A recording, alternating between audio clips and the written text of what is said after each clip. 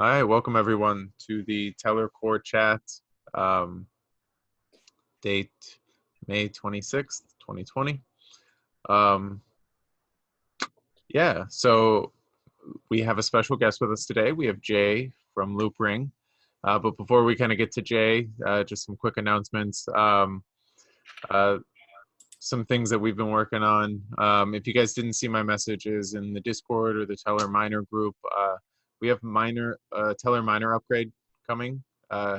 So right now we're going to be upgrading on Rinkeby. It's sort of like a minor hard fork, I call it. We're changing some of the PSRs. If you're not a miner and you don't know what I'm talking about, don't worry about it. But if you are a miner, it's a big deal. So make sure you reach out to me, download the new miner, start building on it. We're looking to do kind of the main net upgrade in 2 weeks from this Friday. So like 2.5 weeks now. So make sure that everyone's there. Don't want to see anybody kind of left behind on the old miner or not able to submit values. Next piece, working hard at the V2 development stuff. Make sure that, if you guys are following the Tellor Core repo, you can see what we're working on. If you want to come help us do some testing on Solidity, we'd love that. Make sure we can get it moving along and launched later this summer, which will be exciting. So it's starting to really look good. Yeah, and then last piece, so next week on the call, we're going to have some other special guests, some guys who are doing some front end work for us. So we're going to have a nice new Tellor dashboard to show you guys. So make sure you guys hop on next week. And then Mike has some things to say, I think. I wanted to tell you guys about Tellor's first hackathon sponsorship that we're really, really excited to be a part of. And we've been itching to get into the hackathon space for a while, and we think the time is right. We got linked up with the ETH India guys from Sinju from Dystopia Labs, for those that watched that online event.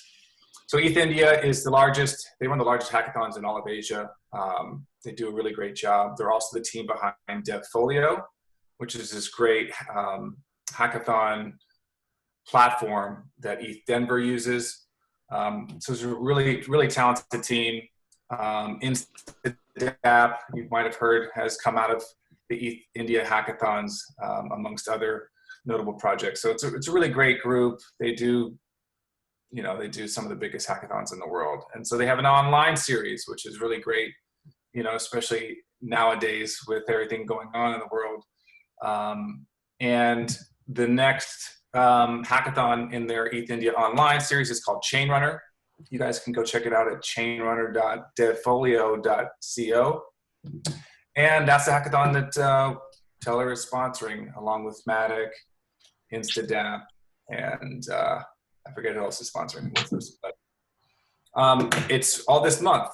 So it's sort of soft launched already, but I think tomorrow is the sort of, I guess, the opening. There'll be some sort of call, like a virtual Zoom kickoff ceremony of sorts. I'll send you guys that information when I get those details. But yeah, we have just a real brief intro. We have some bounties up there, $2,000 worth of bounties. Grand prize is for the best original use case for Tellor's price feed. And you must utilize our best practices. The next prizes are for most creative use, most creative and unexpected use for Tellor's price feed. And then there's another one for implementing Tellor into an already existing project or platform. So spread the word about that. And we really look forward to what everybody builds this month. So plenty of time to get involved. DM me if you have any questions about it or need any links to the website. So I think that's about it about that. Cool. Yeah, no, we're excited. So if you guys want to go build something on Tellor, reach out or try and point other people there. It should be exciting.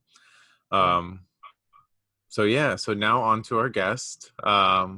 So for those of you that haven't heard, Loopring is, I believe, the first ZK rollup DEX.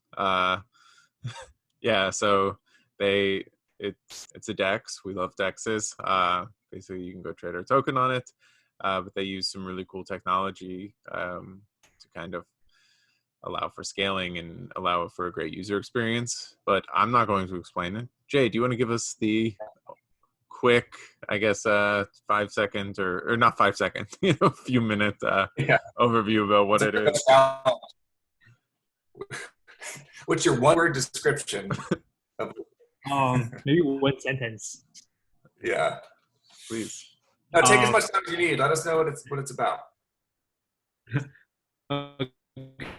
Okay, it's same as Coinbase, but it's decentralized. If you want me to use one sentence to explain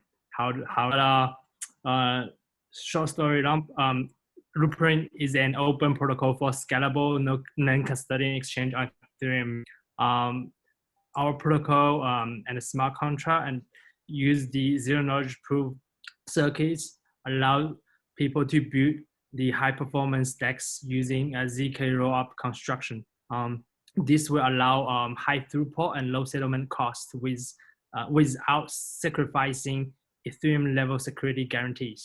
Yes, that's pretty much it. And we've been working on our project start from 2017, and we did our token sale and raised quite a bit, funding 120,000 ethers, and back then was we haven't started working on zero knowledge proof. We were working on, it's called ring match. It's if V2,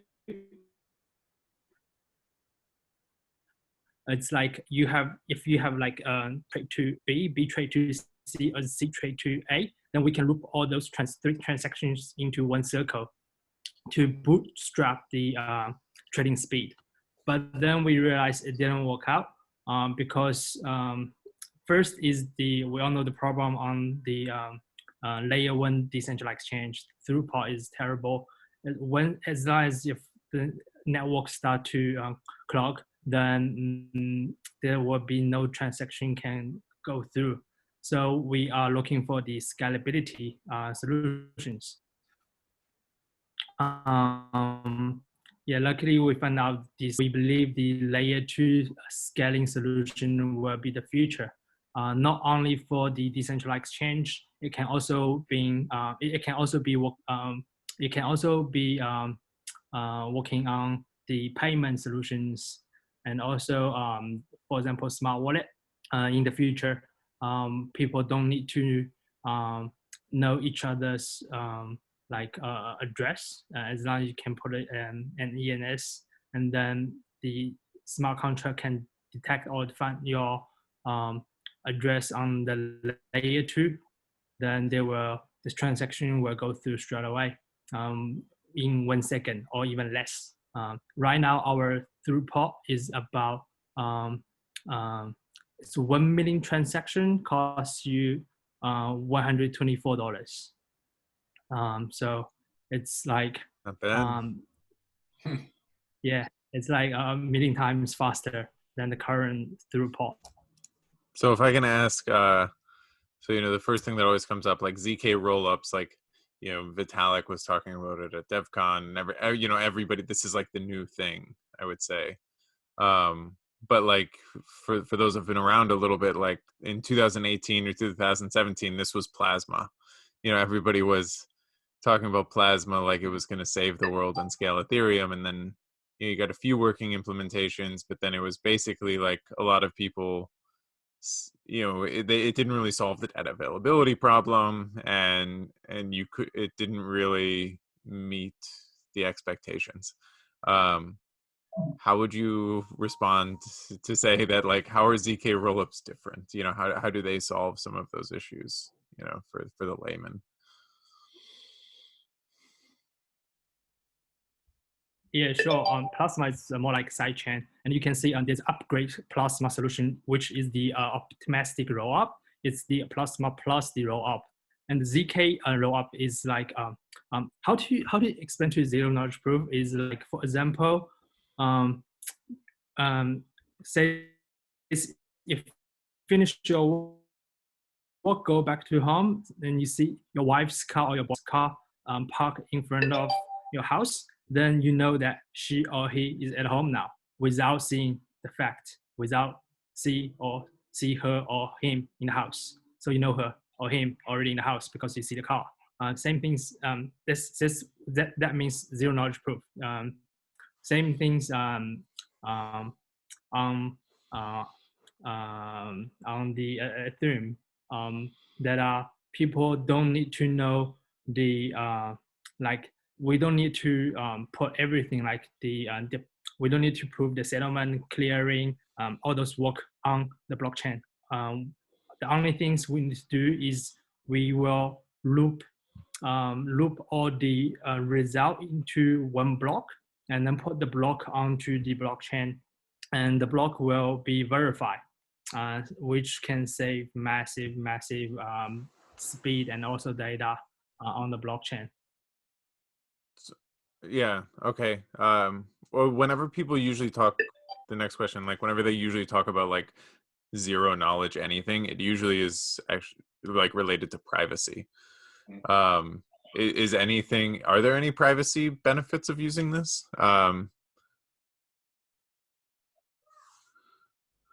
Yes, absolutely. Zero knowledge proof was famous for the privacy solution. If we know back, actually, the first time we mentioned zero knowledge proof was for privacy. As we know, Zcash, and also a few other tokens or project and blockchain project was using zero knowledge proof for privacy. Same as one of my former company, Ernst & Young. They are also using the zero knowledge proof to help the client to protect the data. But for us, we don't use it for a privacy solution. We use it for scalability to increase the throughput on Ethereum. So I would say I'm not expert in privacy field. So Okay. yeah. And then, yeah, and then kind of my last question for you before well, a few more. So did you see the Reddit news? I believe Reddit as well. Okay. So Reddit is, they issued these Ethereum assets, but to do a throughput, they're looking to move to a ZK rollup type architecture for transferring them. So I didn't know if this was similar to your guys' architecture, if you even knew anything about it. It like came out the other day. Oh, I do know the Reddit is going to issue the Moo token and another one for the communities, but I don't know they're going to use the ZK or zero knowledge proof solution for the payment or transfer. But yes, as I say, ZK Rob is like a layer 2 payment solutions that are you can use it to massively increase your throughput or like TPS. For example, if I would say so right now is our TPS is 2,000 plus, and we can even improve that TPS. But I think it's enough even for Visa, or even I would say for the most of centralized exchange, probably only Binance or Coinbase, they have been using that throughput, or they have been using that capability. Otherwise, most of the centralized, they don't have that kind of throughput. Even for PayPal, I think maximum for PayPal was 5,000 max, but mostly they only use like 1 or 2,000 TPS for the payment infrastructure. So I believe that the ZK Rob can massively increase the infrastructure for the blockchain, especially for Ethereum. And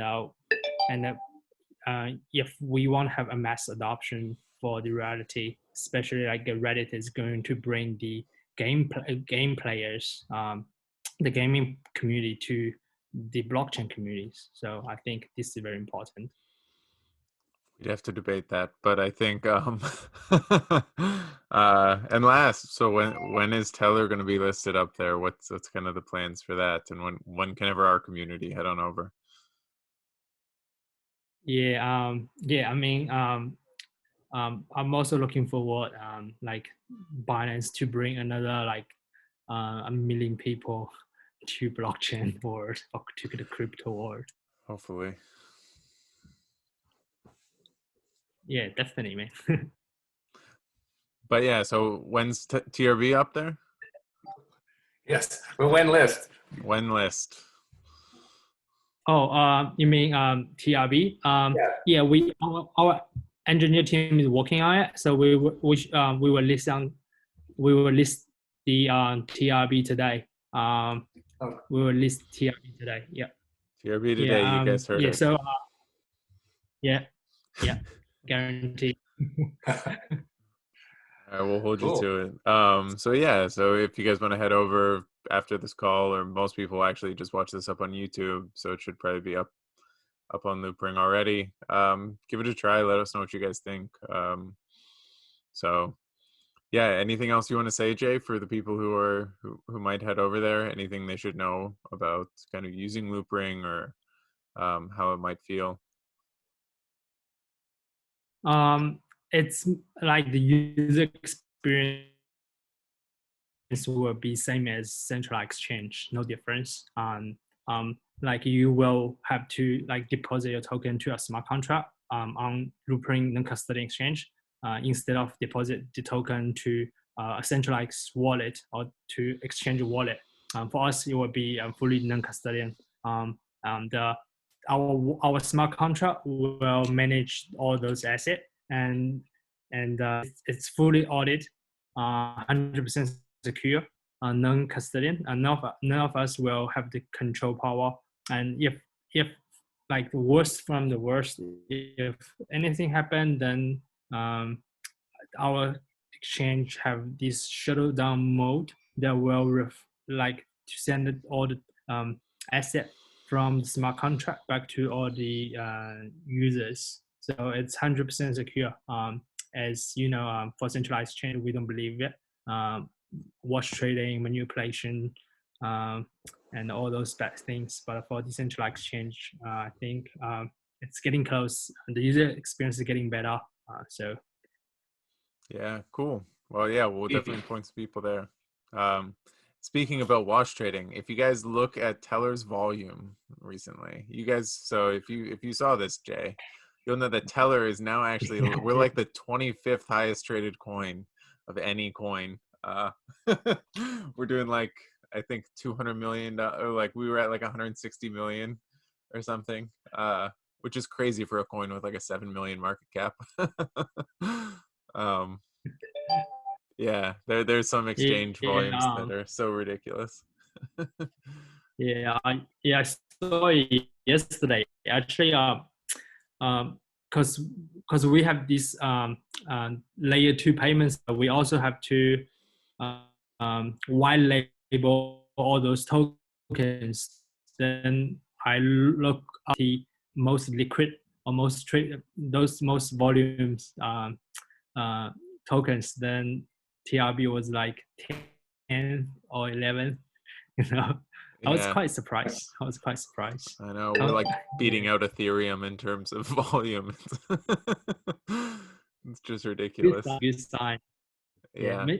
I think it's a good sign though, and that means TRB is popular in somewhere in the world.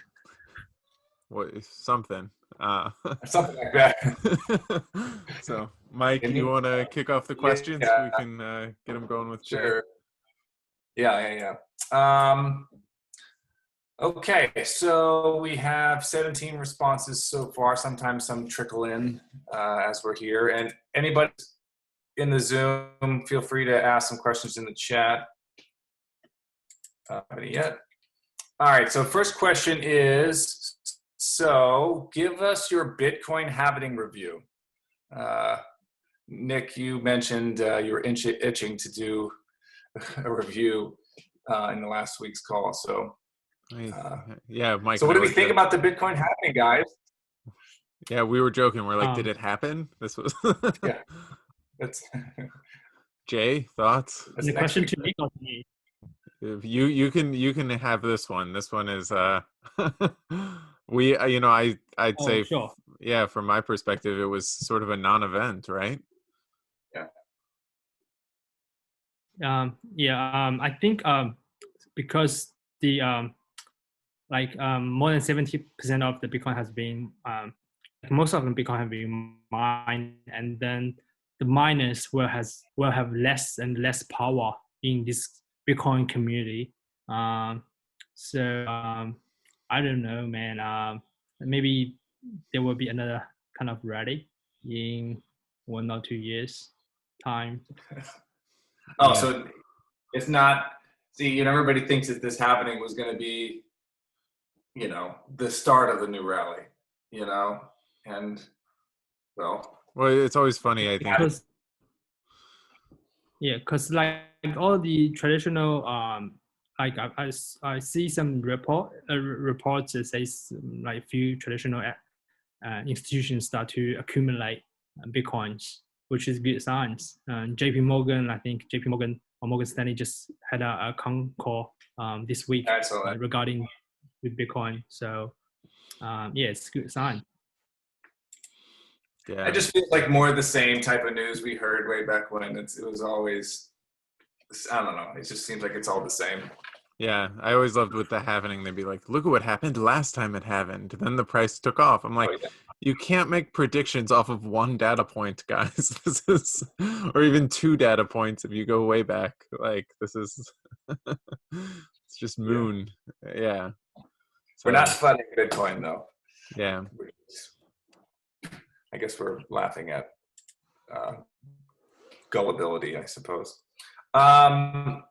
Someone in the chat just asked, does Loopring require any Oracle integration like Tellor? Right now we don't because Loopring don't do work off chain, on chain. Like all the like settlement and clearing was done off chain. That's why we don't need Oracle support. Yeah, not like the other, like I would say up generation decks. They put everything on, most of the work on chain. Like if we know ether data, it's like a first or bit share, like first generation of decentralized exchange. Everything was done on chain. User experience was bad, speed was terrible. Second generation the decentralized exchange like 0x or IDEX, then they do part of work off chain, but some like a settlement and clearing was matching was on chain, which is still quite slow. Even MakerDAOs or its stacks, that what happened to the Black Swan event on March 12th. That's why the price got collapsed for DAI, because too many liquidations was waiting to be liquidated. Now it's this, I would say, the generation of decentralized exchange. There will be like ZK Rob DEX, and also another one is, there will be three kind of different scaling solution. One is us, ZK Rob. Another one is ZK Stock. It's also kind of ZK Rob. It's not even Rob. It's like ZK Plasma. And then there will be another one, optimistic roll-up, which DYDX and not DYDX, I think the Synthetics and Uniswap is going to use. Yeah, and the difference between ZK Rob and optimistic Rob, I would say, I can't say because I'm not like an engineer. So from my perspective, I would say optimistic roll-up is a lot easier to start. ZK roll-up requires a lot of knowledge and research and a lot of like work on in that. You have to do a lot of stuff to understand the zero knowledge proof. Yeah, but optimistic roll-up is still good to start.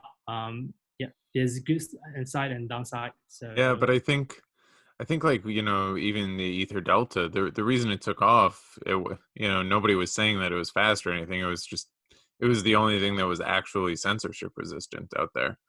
It Yeah. was, and I think that's sort of the fear with a lot of these second layer solutions and things like that, is how sort of censorship resistant. And like Ether Delta took off because they had 20,000 coins listed or whatever. Like it was just anybody could go list your shitcoin on there, and that was why it took off. It was the only place to buy a lot of coins. um Yeah. so Yeah. yeah. Good. Back then, there are many. Yeah. Yeah. Back Yeah. then, it's not easy to get. Yeah. So anyway, I also think we were looking at oracles for scaling solutions, and one thing that may happen later, like depending on which sort of scaling solution takes off, I think is going to be people have talked about like data availability oracles. So if you have like your Right. panic button that like anybody can push and like you know push everything to chain, like you could have like an oracle basically saying whether or not we should panic out of this dex, and the exchange operators are trying to run away, or they're not going to push the correct data to chain or something like that. Yeah. um Yeah. because so anyway, that was one of the early use cases for oracles, but we'll see if it's needed later. Thanks for your question, Saul. Well, he sent some more, so here we go. Back to the chat. Tellor has a dispute mechanism that can involve multiple rounds for security reasons, and can even one day. Hold on, I gotta translate this in my head first. Can you see this in the chat, Nick? Yeah, I can answer it. So it's talking about like the questions he would say is like, when was the transaction finalized if there's a dispute value, and what's the negatives of this? The thing is, so you request the price of Bitcoin. Our miners, let's say they're bad miners and they submit a bad value. So they submit like, Bitcoin's price is $1 million. They would get disputed. Right now, it'll go to a week-long dispute. So the transaction is probably not going to be finalized for at least a week. And in the future models of Tellor, could even be longer. The negative is that it takes a long time, but the positive is that, so if you're waiting for a price of Bitcoin on chain, the way you'd actually want to build your thing isn't to rely on that price of Bitcoin. You would just request it again. So you would ask Tellor again. You would see that, hey, this got disputed. You ask again, and then you use that price. You don't necessarily wait for the week-long dispute to get over. You just ask for the price again. So you have to have some flexibility built protocol. Yeah, anytime you're relying on we have 10-minute block time windows, so you're probably not relying on a specific time anyway. Yeah, so the negative is that it can be slower. You can actually grief our system by that's the one thing that the miners can do. They can't like get a bad value through because like they'll get disputed, but they can just sort of delay you getting a value.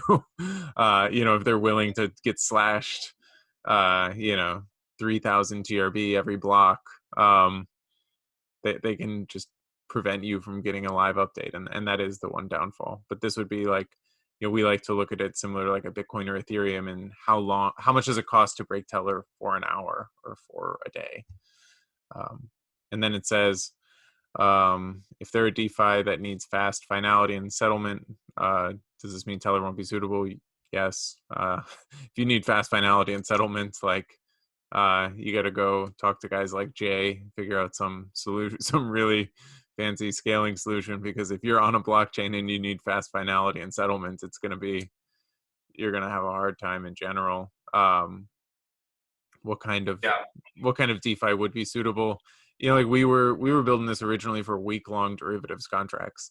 We needed one price update a week. It was, there's other apps out there that need daily price updates. Some even just need monthly updates. If you can think of a traditional futures contract, they're quarter long. You could have a quarter long update. There's plenty of use cases. It's just things that if you're relying on instant price updates on this thing, it's probably just not suitable for Ethereum in general, because it's going to get crazy expensive for gas. And then just whenever networks clog, it's going to be really hard. So we try and talk people out of it as much as possible. Anyway, continue. Okay. All right. Jumping back to the submitted questions here. Telegram's blockchain, the Telegram Open Network, is now officially dead. Any thoughts to that? I personally had completely forgotten about Telegram's blockchain, let alone that it was still technically living until last week or whatever it was. I think it's a good thing for the space. I was never really excited about the ICO. I mean, it just seemed like it was, I don't know, just too big, too hyped. It was just, I think, represented time in blockchain where everybody was a ton of money, and Jay, thoughts? it's good that it's dead. I heard that because they're going to, so I also got an offer back in early 2018 for an opportunity to invest on Telegram ICO or private sale, whatever you want to call it. But then the valuation, the market cap is ridiculous high. So I thought about it and gave it up. But I heard that the team is going to sort of through the project to the community. Like there will be one called Gram and then one called token. One is security, one utility, and they will open source whatever it's left to the community and let the community to sort of continue the project. But for the security token part, they will fully refund the investment to the investors because they are under pressure, under SEC's pressure. Yeah, I thought it was actually a really good action by the SEC. I mean, it was obviously security. It was obviously, an illegal securities issuance to U.S. customers. And it was, it was one of the times that the SEC sort of forced refunds. I think I would actually love to see more of it from the SEC in terms of I think there's just so many awful projects that scam people in the space. So, if as much as we like to talk about self-regulation, we've all done a really awful job at self-regulation. And the crypto community really sucks at it. So, having the SEC sort of force people to use things that are actually decentralized, it might not be a bad thing. So we'll see. Yeah, because we also involve we have a little investment fund. We also involve another Silicon Valley based project. They raised the same token and they raised same funding as Telegram. Now they told us the company gonna wind up, but they have another mother company. So they told all the investors they're gonna refund whatever is left, and then they will they will move all the funds to the mother company. They're quite I would say they're kind of big in the space because they kind of create a bridge between the traditional market and the crypto space. So we are trying to use the SEC's case to give them pressure. So we will see.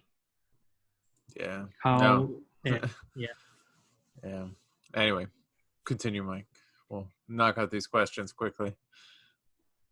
We're moving slow. I have a question. Can I ask a question? Can I ask a question? Go for it. Yeah. Would you guys consider a Binance Launchpad? Did we consider it? Yeah. Yeah, we did. We considered it, and we passed on the notion. Yeah, we were part of Binance Lab, so I mean, it was we obviously couldn't get around people expecting us to be on Launchpad. Launchpad, for those that don't know, is their ICO platform, and yeah, I mean, it's so I just personally dislike ICOs in general. It's Yes. just the whole structure for us. It doesn't lead to, we talk a lot about this. It doesn't really lead to the long term kind of token distribution that we think makes a successful Yeah. project. You have, yeah, you end up pre-selling to a whole bunch of investors who then dump on your customers. And especially if you do like a Binance IEO, like if you do a really successful one, you launch at a really high market cap, which means like everyone probably won't make that much on your token. If it 10x's, it's amazing. Yeah, and then everyone's just sort of in it for speculation. It's just it's not the way we wanted to go. If there was, so we're trying to do it the more honest route, we think. So we're we'll let you know how it plays out in a few years. Oh, cool, man. It's hard to do that way during the bull market, to be honest, Yeah. because everything is so hyped. Mhm. Yes. But I think it's been a while now since we were initially we didn't really consider it too long, but when that conversation was something we were talking about internally, it's been a while since then now. And I think we're really, really happy that we didn't go that route. And I think our community is happy too. We've shown that we can grow to a healthy level, grassroots style, and we have a good foundation, and we're sustainable. We're still kicking along. It probably wouldn't have been worth it and IEOs don't raise as much money as it's not like ICOs. You could just raise so much money. You would have so much. You could, with millions and millions of dollars, you can fix a lot of problems, or you could try to outlast them. But IEOs don't raise as much money for the team as people think. Yep. So, Agree. Are any DeFi projects worried about Tellor's low market cap from a security standpoint? I would say, these are conversations that we always have when we talk with projects. And once they learn how we work and where our security comes from, and that question does come up. And so, we address the sort of how we factor in the cost to break, and Nick was alluding to, how much it costs to sort of grieve our system over a period of time. I think certainly the stronger we grow, the larger we grow, the more secure we are. And so teams know that, and we try to find projects so we can grow together. And I think that's the same for every project in this space, and for blockchain in general. We're trying to grow, trying to scale, increase security. So it's not a huge worry as much as it's just it's really important to understand where the security comes from in your protocol, and how you can measure it. Nick, I'm sure you could add some nuance here too, but I think the design is meant to make it so it's so not worthwhile to the game theory of it. It's just so not worthwhile to waste all this money putting a bad price through when it can just be disputed, and then the protocol can just request another price. So I don't know, that's how I think about it. It's like, if you can make a system and design it so that it's yes, it's expensive to break, but it's also just stupid. You can't really do much with it. If you get a bad price on chain, so what? No one has to use it. They could just get a new one. Anyway, do you have anything to add, Nick? Oh, that sounds good. Cool. This one's about CZ. Do you think CZ will have a good reputation in 2 to 5 years? I don't know. Jay, maybe you're an expert on What this. is? Yeah.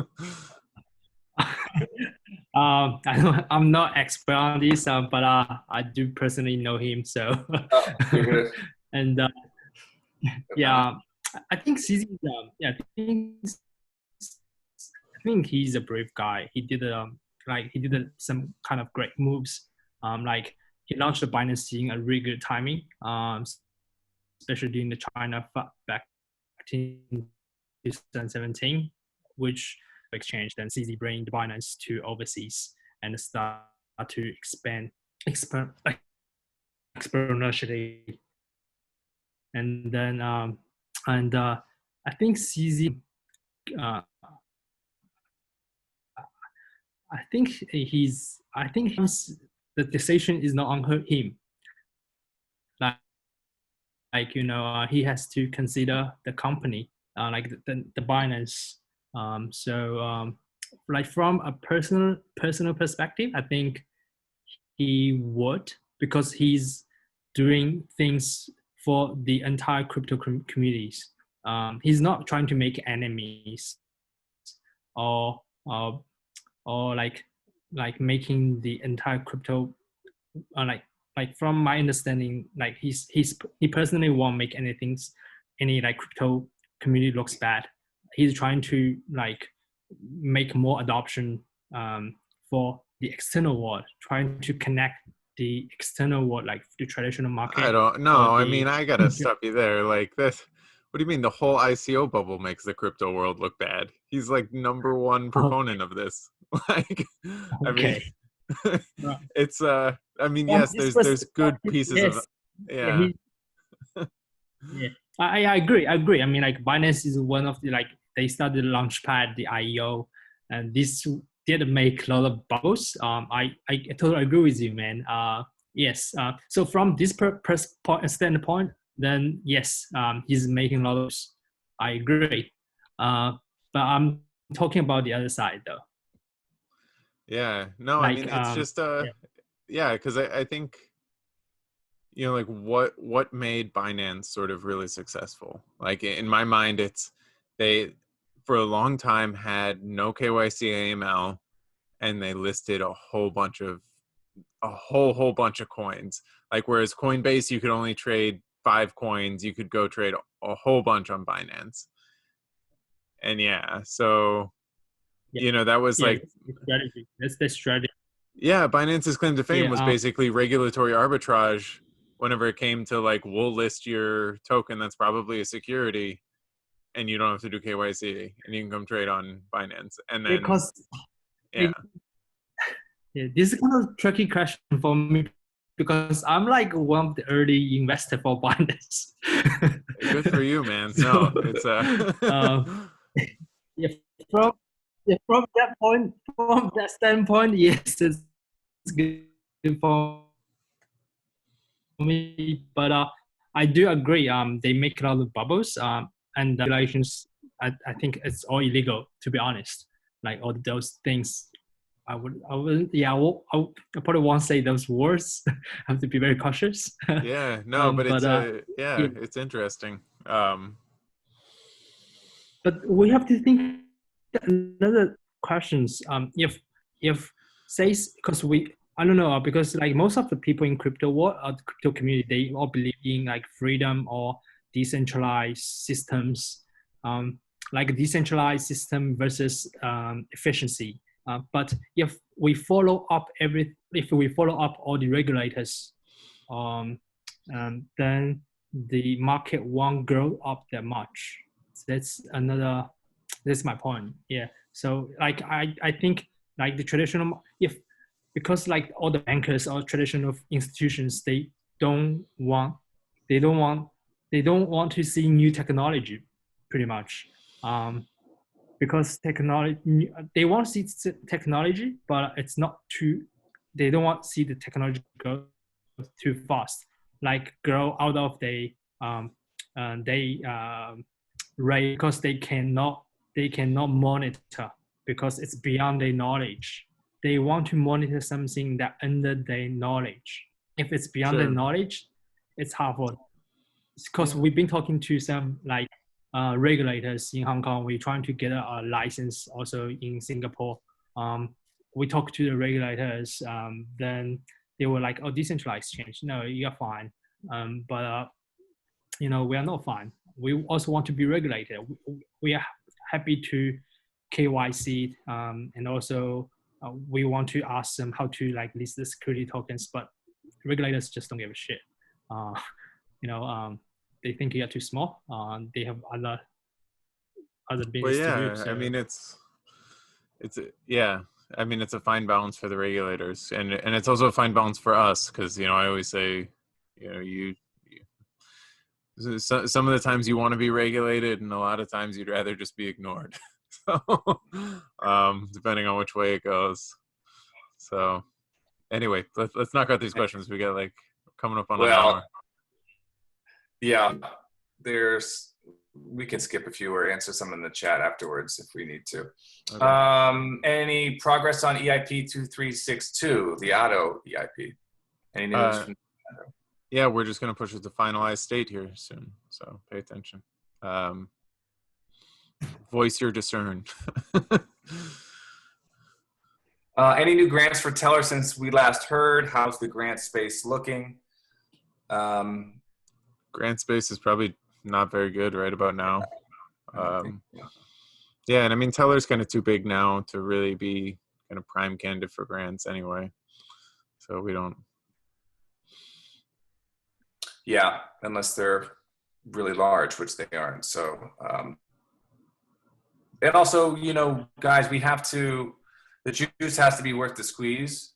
And so we have to really factor in, maybe we have applied for some grants, and do we want to try to fit a square peg into a round hole in order to get a grant?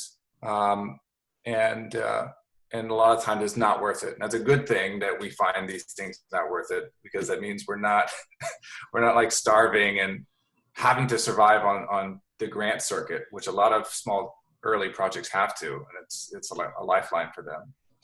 And it's really meant for that type of company. So it's good that we're sort of growing out of that. But I sort of let the cat out of the bag with the pneumatic grant in the consensus article. So we're happy with that one. It was that was a good situation where it was something we wanted to do, and it was a little bit of, they put some skin in the game too to sort of help us out. We're not doing it for the grant, so to speak, but that's a nice way to do this, where you can incentivize people to, if it's a good fit, to come over on your platform, give them a little help. And so we're happy about that. And if there's more that are similar, we'll pursue them. All right, next question. Is Tellor Fun dead? If so, it was still a worthwhile experiment. I would actually turn that question around to you guys, because from the get-go we wanted to. Nick built that thing, but it was really it's meant to be. Let's give the community something they asked for, and let them sort of take the reins with it, take ownership over it. And so, yeah, if somebody wants to put something up on Tellor Fund, let us know. Yeah, exactly. Let's see here. How's the animated explainer video coming along? I mentioned this last month, I believe. We actually moved. That's actually not happening anymore. It wasn't a good fit. After sort of going into the initial stage with the guy about it, it wasn't what we were looking for. It would have been more of a flashy, very surface level promo video. Promo video. That's a good way to put it. It would have been promotional. It would not have been worth it. And so we've moved to more static design. And so we have some really cool designs coming up that we're going to be using for the next website and an updated white paper and stuff like that. That should do a really good job of helping you guys explain or share to people how we work. And it'll serve as a good backbone for when we find the right animator to do something animated if we wanted to. Anyway, do you guys like the graph? You would be able to speak more on this than I would. Yeah, we're starting to use them for our new front end project. So yeah, cool. It looks cool to me, but that's not my world.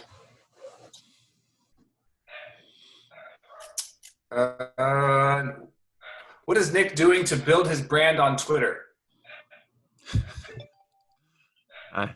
Something I think about every day. Yeah. We actually have to sit down and define what your brand is. Yes, I know. Are you on Twitter, Jay? Are you? Yes, Are yeah, we can you? follow each other. We can follow each other. Yeah. Well, do you have like your personal? You have your personal Twitter account where you like express your own opinions? Yes, I do. Yeah. But try to be a bit more cautious because sometimes you don't just represent yourself, you represent your company. Yeah. Oh, trust me, man. I have many spicy tweets that I do not send out. It's Yeah. Tomorrow's gonna be like Nick from the Fed. Decentralized oracles are a joke. I don't get it. yeah. Or something like that. No, I mean it's sometimes like usually like if sometimes like I'll get frustrated seeing other projects in the space like just doing blatantly, like misleading things or just shills. So I try not to attack other projects very often. And then as much as I really try hard, I really have to try hard not to like get political with it. And tweet out, topical things that could be considered left or right. Yeah. As much as I really want to, but yes.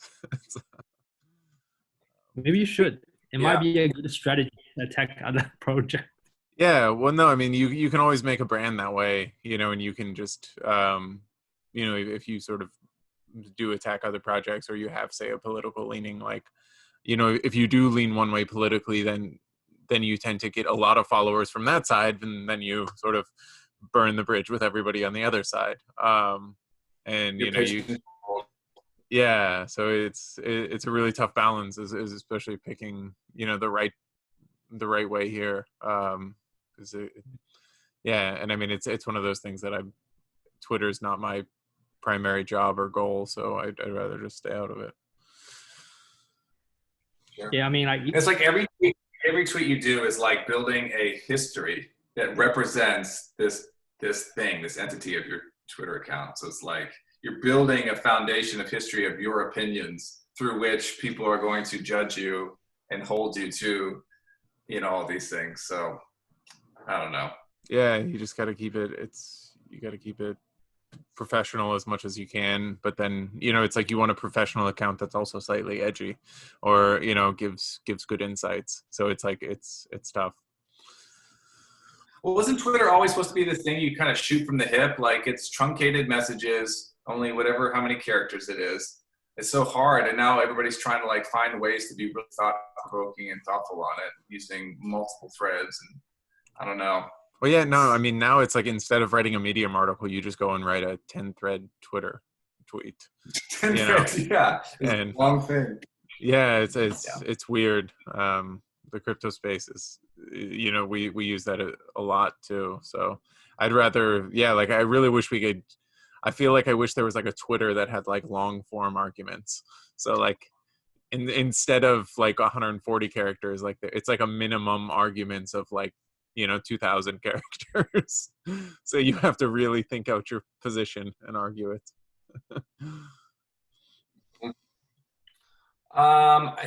There's a Libra question. I don't want to end on a Libra question, but if Libra and FinTech beat Ethereum to become the new rails for the US dollar, where does Ethereum find product market fit? I'm not betting on doing anything. Yeah, I guess I disagree with the question. Yeah, no, I mean, if the US dollar is running on Libra, man, like I'll go back and work for the government. Like this is, it's not happening. Jay, thoughts, Libra? Yeah. No comments. Because I used to like David Marcus used to be my spot. Yeah. When I was in PayPal, so I know that he's going to do this payment solution since was like 5-6 years ago. So they had the entire plan since like long time ago. I don't have comments. Yeah. So because I don't want to make enemy to my ex PayPal's friends. All right. So we have 3 minutes, 3 questions. what do you think about Chainlink's verifiable randomness generator? Yeah, I mean, real fast, we had talked about it. It's like the whole reason you want random numbers is because you don't want somebody to be able to predict what's going to be put on chain, or be able to game it. So using a centralized oracle to push random numbers on chain is like sort of counterproductive. Yeah, that's all I got to say about that. Yeah, it's still trusted. This is a good follow-up. Can you say something good about Chainlink? They have a very active Twitter community that are that really will put people to task about Chainlink, and so Yeah. they have great cheerleaders, great marketing. They do a lot of events. They travel well. So Yeah, and I mean like even if you are a centralized product, like whether it's Binance or Chainlink, even in this case, they've gotten some users. So it's impressive, even if you're a centralized product, to get some users in this space. So yeah, like I'll give them props for that. awesome. Good memes. They made some good memes. Yeah. Oh yeah, they have the memes. Obviously. But we have good memes too. So last one will be Nick. Please talk about 1971.